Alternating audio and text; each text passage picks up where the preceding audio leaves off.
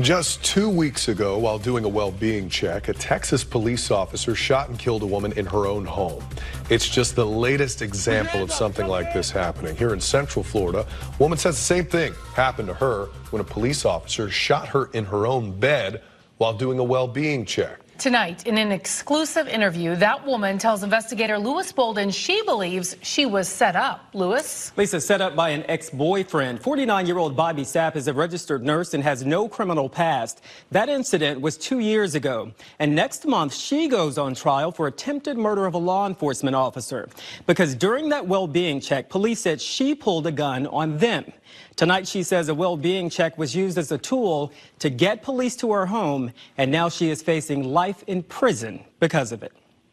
He used this wellness check as a way to get me, to put me in harm's way and to get me out of my house. It was 8 o'clock on a Sunday morning in September of 2017. While Bobby Sapp was fast asleep in the Winter Park home she rented, 911 is on, it's recorded. she says her ex-boyfriend was calling Winter Park police. I'm not too sure what I need.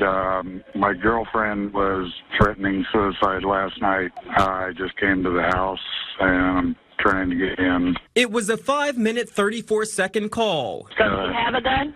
She is very well armed. that Sapp says changed her life. She threatened suicide by cop before. I was asleep in my bed. I was not at all contemplating a suicide or suicide by cop. When police arrived, Sapp's ex showed them how to enter the house. There's one way into the house, but she was crawled through a window, and I don't want to do that at this point. I want somebody here with me. One officer lifted a kitchen window, leaned in, and used a clothes hanger to unlock the back door, according to police. Meanwhile, the lead officer was still getting information from Sapp's ex. I'm asking if there's any weapons in the house. He tells me there's enough weapons in the house to start a revolution. Then 3 officers made their way into the house, through the living room, and finally to Sapp's bedroom, where they see her sleeping. I'm thinking about the call, the suicide by cop before. Veteran officer Jeff Markham describes in an interview with the Florida Department of Law Enforcement what happened next. We're yelling at her to, let us see your hands, let us see your hands. I didn't have my glasses on. I'm legally blind. So I couldn't identify anybody. They pulled the covers off of me. At that point, when she pulled the cover, Miss Sapp immediately came up with a handgun and pointed it right at us. Sapp admits she slept with 2 guns, saying she and her ex had been in a fight the night before and she feared it was him coming back to the house. She says she had taken a sleeping pill the night before, but did not point a gun at the officers. Then I remember getting tased. Markham said when Sapp wouldn't comply, one officer tased her. She still pointed the gun at us. It comes back toward me, then it goes back towards Lieutenant below it and Officer Eller, and then I fired a round.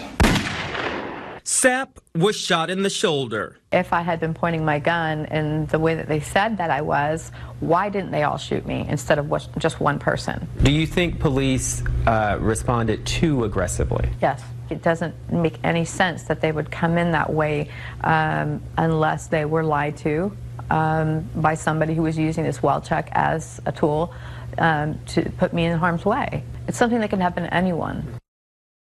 We contacted Winter Park Police for a comment, but the chief said it would be inappropriate to comment since the case will be going to trial soon. The trial is expected to start next month. And you guys, I have to tell you, 20 years of doing this, I have never had anyone do an interview before their trial, but she felt so strongly about getting her point out there. This is something that I know so many people are going to be talking about. A couple of questions for you. Did police try and knock on the door or identify themselves that they were the police? Very good question.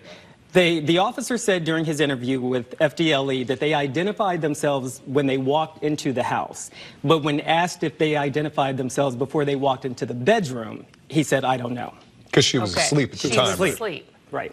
Interesting story. All right, Lewis Bolden with that exclusive. Thank you.